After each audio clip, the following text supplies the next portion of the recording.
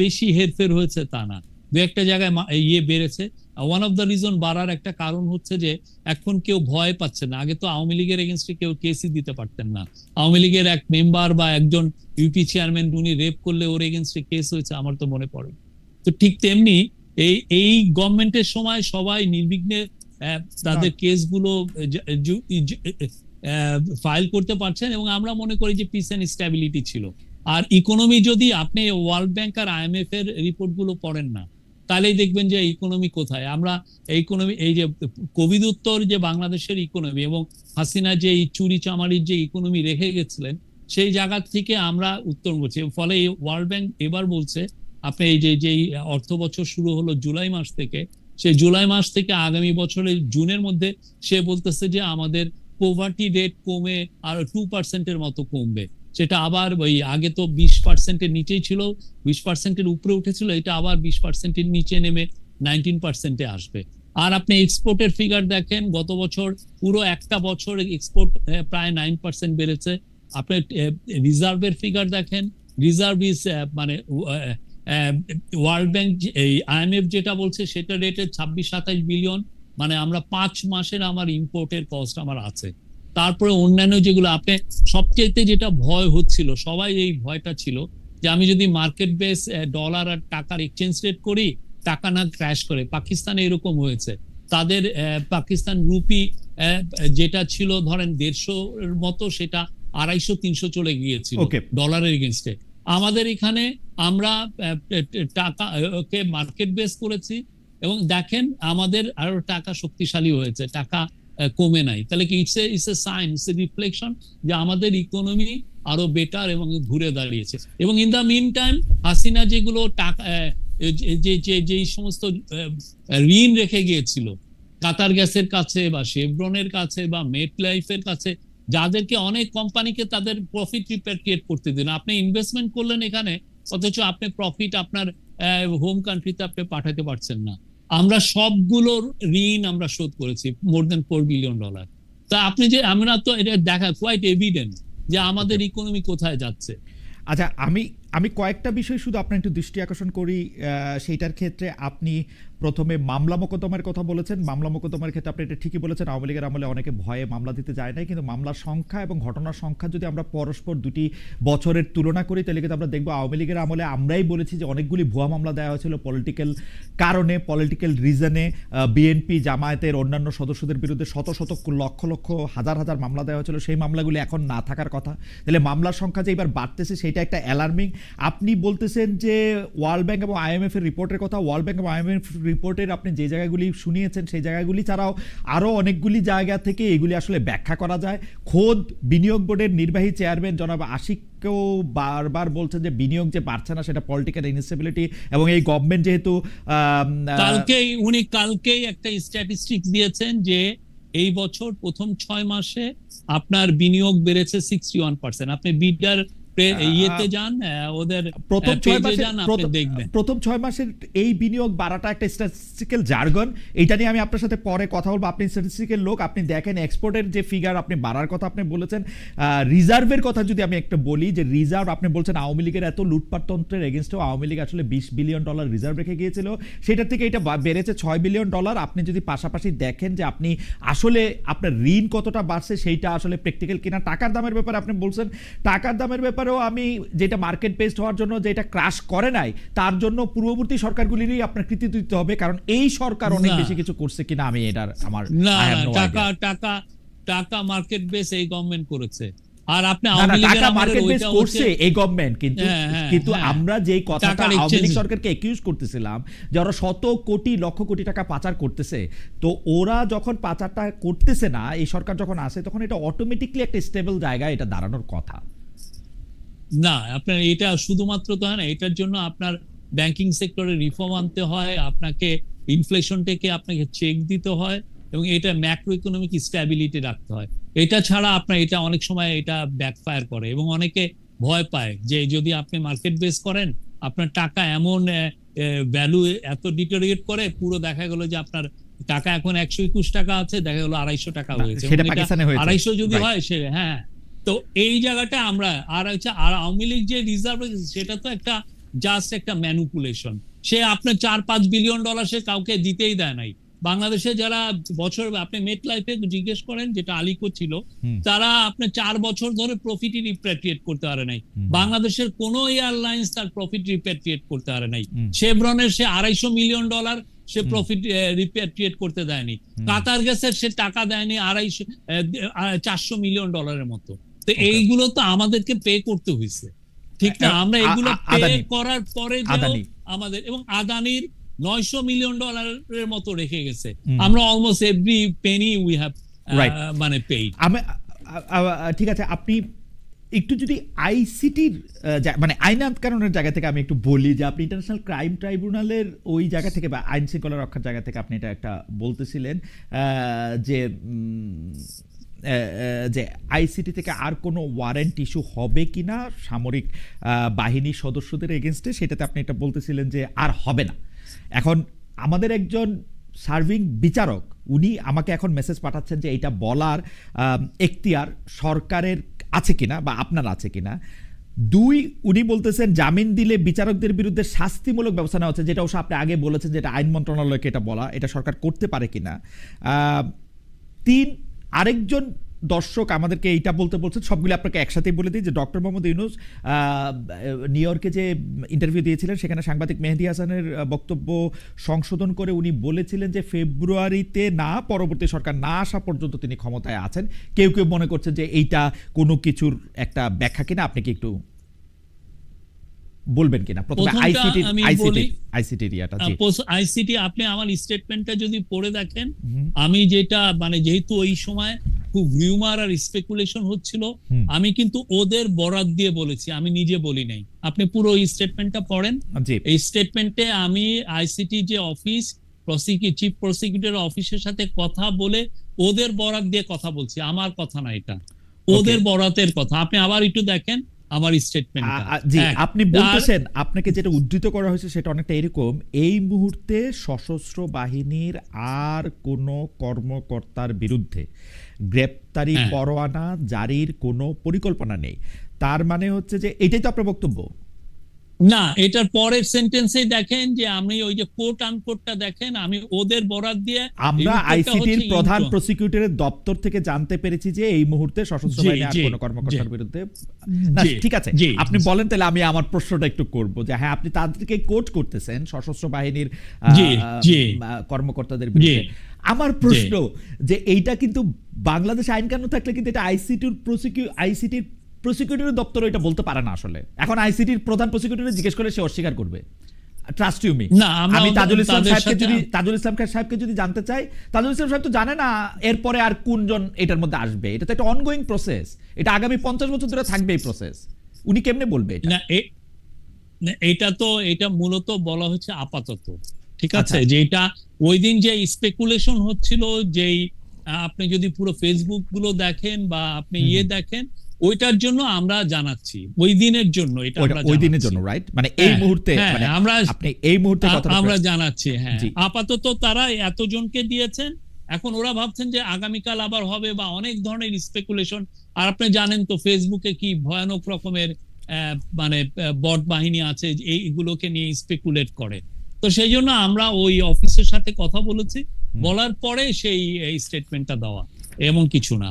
আর আপনি যেটা চিফ অ্যাডভাইজারের বিষয়ে যেটা বললেন, উনি বলেছেন যে এই ফেব্রুয়ারির কথা, উনি বলেছেন যে ফেব্রুয়ারিতে যে ইলেকশনটা হবে, হওয়ার পরে যে গভর্নমেন্টটা আসবে তার কাছে ক্ষমতা হস্তান্তর করার সাথে সাথে আমরা আর নাই।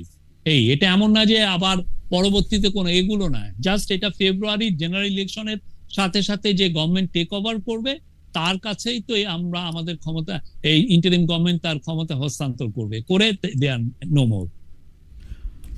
ওকে, আপনি বট বাহিনী এবং ফেসবুক সহ অন্যান্য সোশ্যাল মিডিয়াতে যা চলছিল, বিশেষ করে গত 2-3 দিন, বা আমরা আগেও দেখেছি যে এরকম গুজবের বন্যায় ভেসে যাচ্ছে সামাজিক মাধ্যমগুলো, আপনারা কি মানে আপনি কি ওই বিষয়টাকে আমলে নিয়ে ট্রাবল শুটিং করার জন্য ওই দিন এটা আপনি বললেন? কারণ আমি আপনার এই বক্তব্য যখন পড়তেছিলাম, শুনতে তো পারি নাই, যখন পড়তেছিলাম তখন মনে হয়েছে যে আপনি কোনো একটা ক্রাইসিস সামাল দেওয়ার চেষ্টা করতেছেন।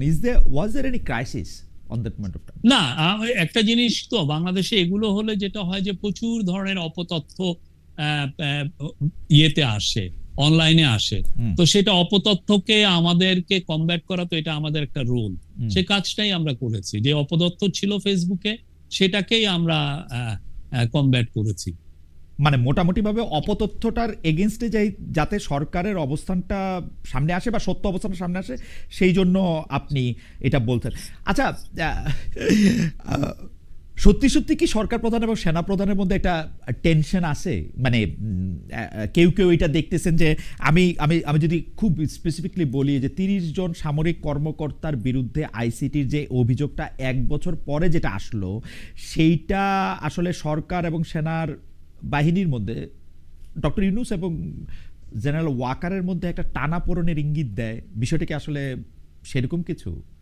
আপনি কি ওদের প্রেস কনফারেন্সটা শুনেন নাই? সেই প্রেস হ্যাঁ। কনফারেন্সে কি এমন কোন হিন্টস আপনি পেয়েছেন?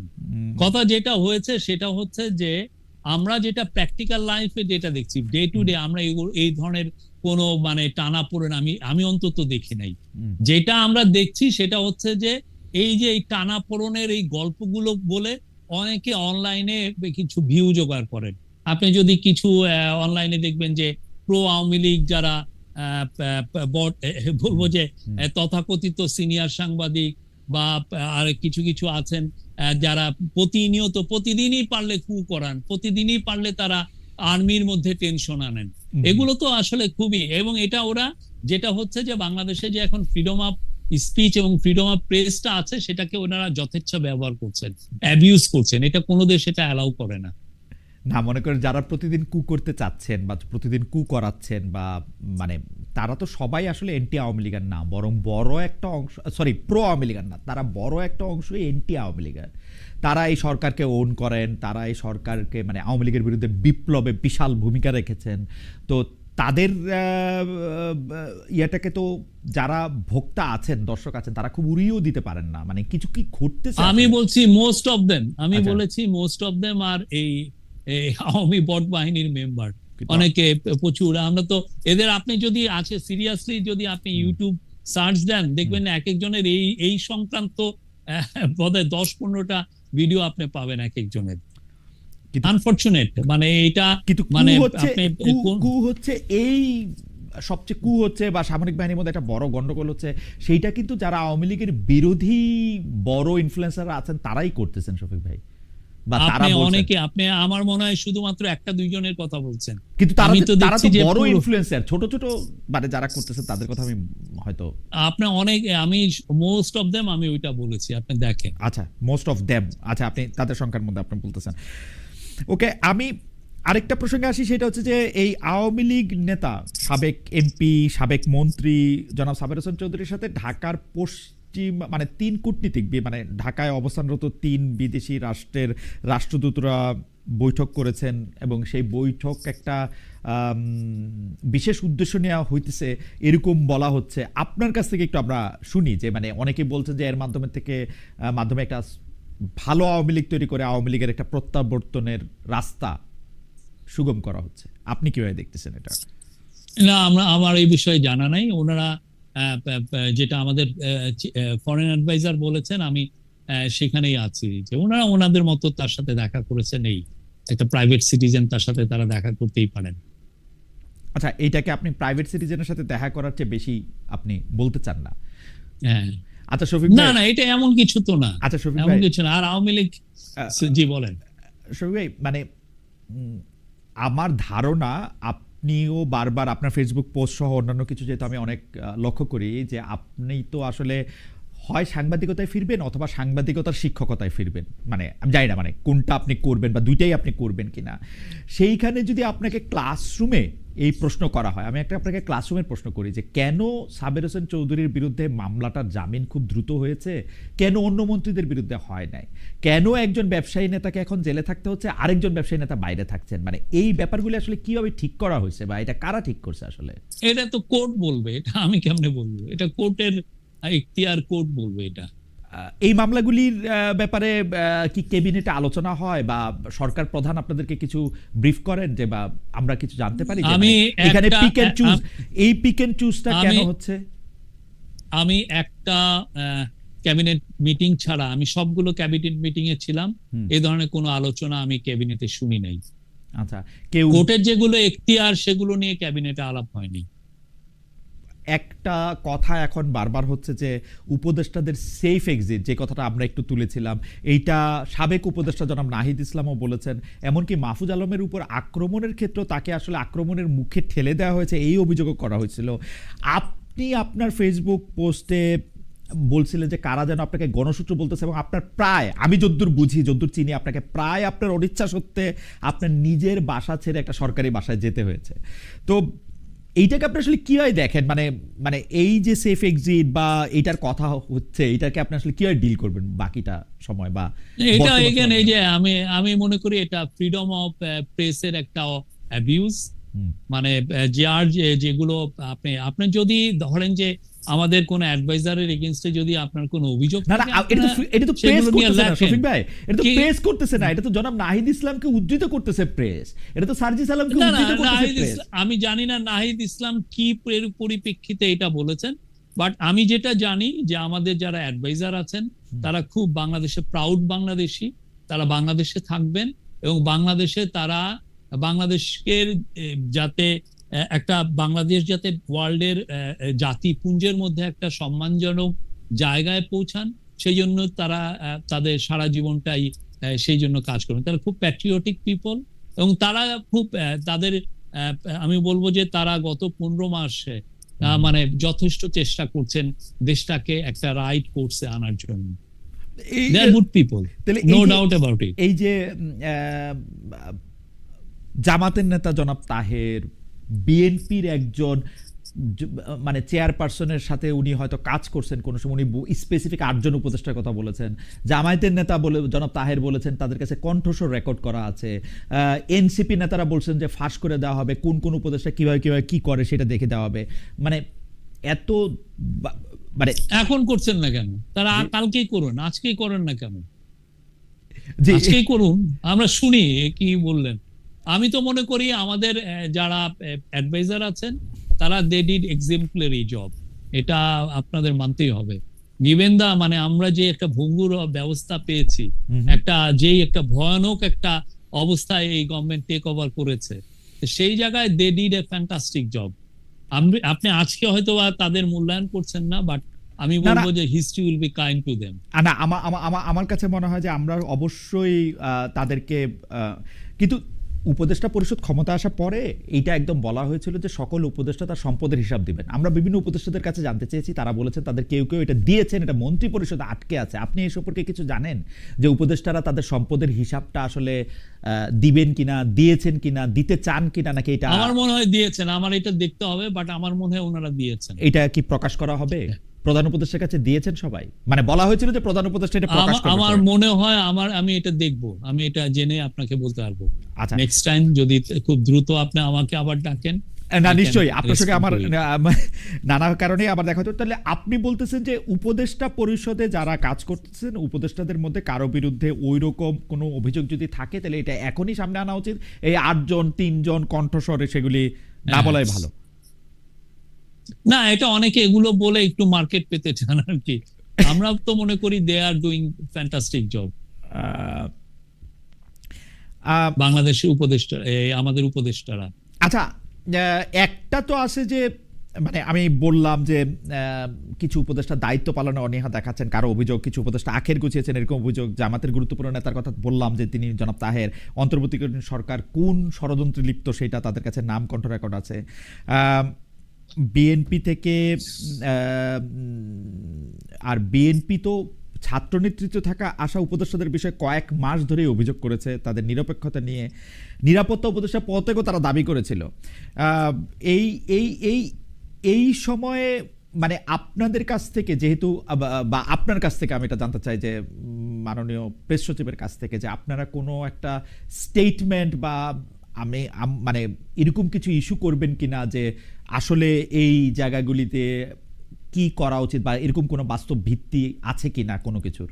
মানে আপনারা কি না, যেটার বাস্তব ভিত্তি নাই সেটা নিয়ে আমরা স্টেটমেন্ট দিব কেন? না, আপনারা তো গুজবকে, আমরা তো মনে করি আমাদের cabinet they are doing great job. ক্যাবিনেটের যারা মেম্বার আছেন ইন্টারিম গভর্নমেন্টের যারা অ্যাডভাইজার আছেন তারা খুবই ভালো কাজ করছেন। এবং আপনারা যদি মনে করেন যে না ওনারা ভালো কাজ করছেন না, তাহলে যেটা করা যায় যে আপনারা তাদের কাজগুলো নিয়ে দেখেন, ইনভেস্টিগেট করেন। এটা নিয়ে আপনি একজন না 5, 6, 7, 8, 10 জন সাংবাদিককে নিয়োজিত করেন যে তার বিষয়ে জানার বিষয়ে, আপনারা তাদের বিষয়ে জানেন, রিপোর্ট করেন। আমরা তো কোনো নিউজে তো বাধা দিচ্ছি না যে না এর বিষয়ে আমি রিপোর্ট করা স্টেটমেন্টের যাবে। কথাটা কেন বললাম, গুজব না ছড়ানোর জন্য বা মিথ্যাকে কমবেট করার জন্য আপনারা কিন্তু তথ্য দিয়েছেন, কিন্তু উপদেষ্টাদের বিরুদ্ধে একের পর এক অভিযোগের ক্ষেত্রে আমরা স্পেশালি আপনাকে বেশি একটা আমি এটাকে কথা বলতেই শুনি নাই।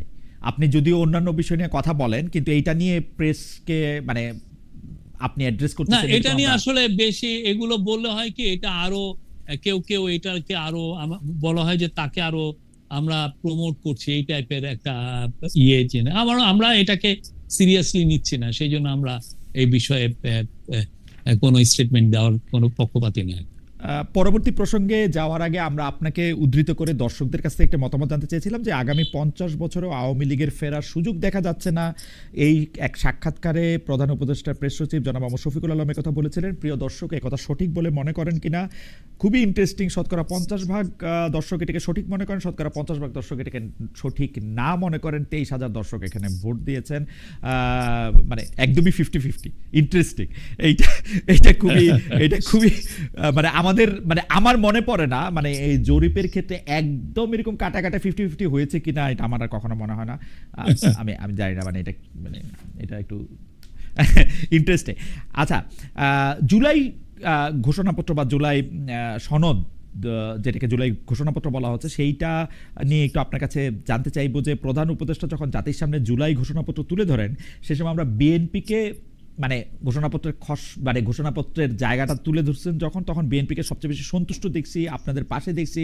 জামায়াতে নিয়ে সতর্ক মন্তব্য করেছিল, এনসিপির কয়েকজন নেতা মানে এখানে উপস্থিত থাকবেন না, কক্সবাজার চলে যাবেন, এটা নিয়ে অনেক রকম চিন্তা ভাবনা করছেন। কিন্তু এখন যে জুলাই সনদটা যে ঘোষণা করা হবে, মানে আজকে 16 তারিখ, আগামীকালই 17 তারিখ আসলে, মানে মানে এখন আমরা শুধু বিএনপিকেই একটু রাজি, একটু খুশি দেখছি, অন্যরা কিন্তু একটু সতর্ক মনোভাব পোষণ করতেছেন। বিশেষ করে এনসিপি বলতেছেন তারা যাবেনই না। আপনারা এটাকে আসলে কিভাবে দেখেন? এবং এনসিপি যেই কথাটা বলতেছে সেটা ইন্টারেস্টিং। তারা বলতেছে যেই জুলাই সনদপত্রের কোনো মানে নাই, মানে যে ঘটনা কোনো মানে নাই, সেইটা দিয়ে তারা কি করবে? আপনার কাছে এটার মানে কতটা? না, আপনার কালকে জাতীয় সংসদের দক্ষিণ প্লাজায় যে অনুষ্ঠান হবে, তা অতক্ষণ পর্যন্ত ওয়েট করেন, দেখবেন। আমরা মনে করি সবাই থাকবেন। আপনাকে খুবই কনফিডেন্ট মনে হচ্ছে যে আপনি মনে করেন সবাই থাকবে এবং সবাই স্বাক্ষরও করবে, এরকম আপনি মনে করছেন?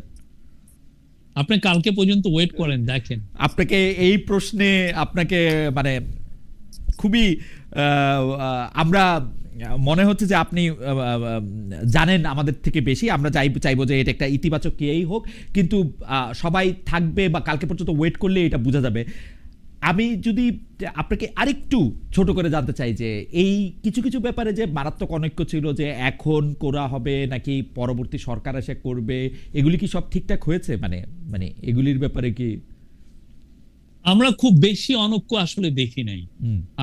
আপনি তো নিজে মানে ল যখন প্রথম আলোতে ছিলেন, আমার মনে আছে আপনি ল বিট যে আলাদা একটা বড় বিট হয়, আপনি বোধহয় এটা স্ট্যাবলিশ করেছিলেন।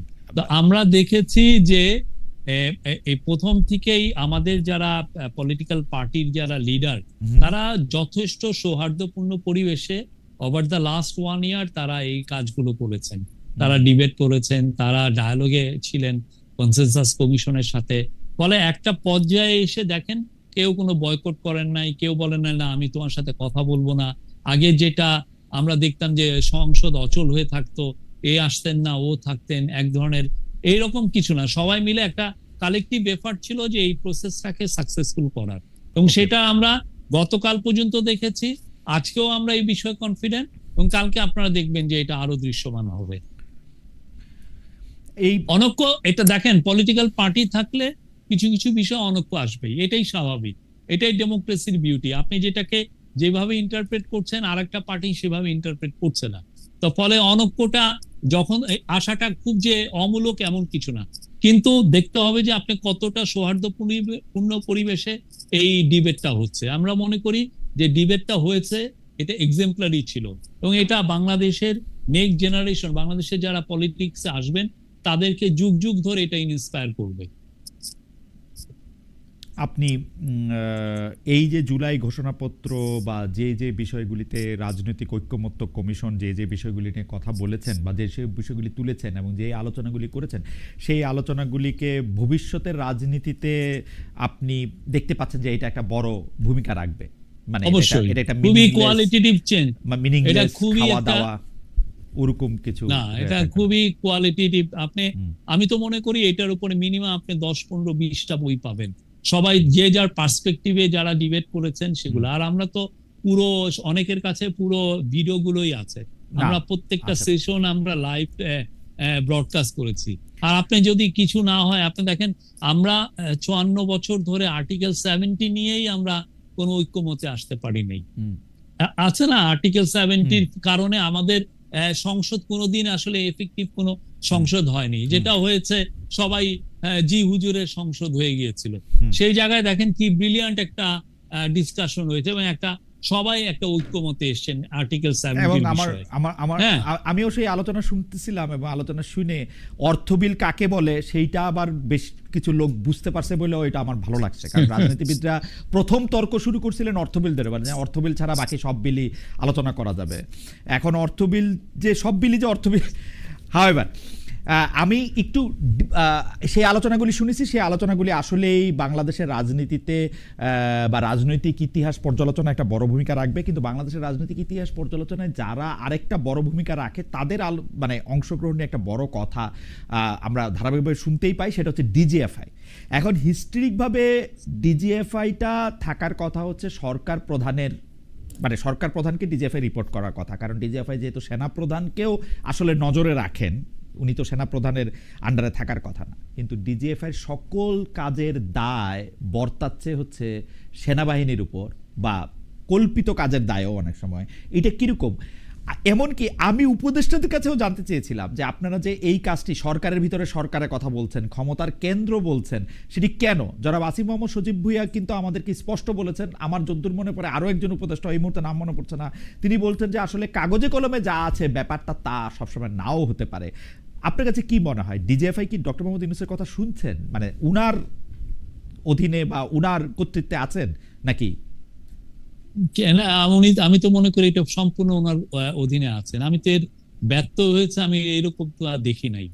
না, কথাগুলি ডিজিএফআই খুবই আমাদের ইম্পর্টেন্ট একটা ইন্টেলিজেন্স এজেন্সি, এবং তারা তাদের যেটা কাজ সেই কাজগুলো খুব সিনসিয়ারলি করছেন।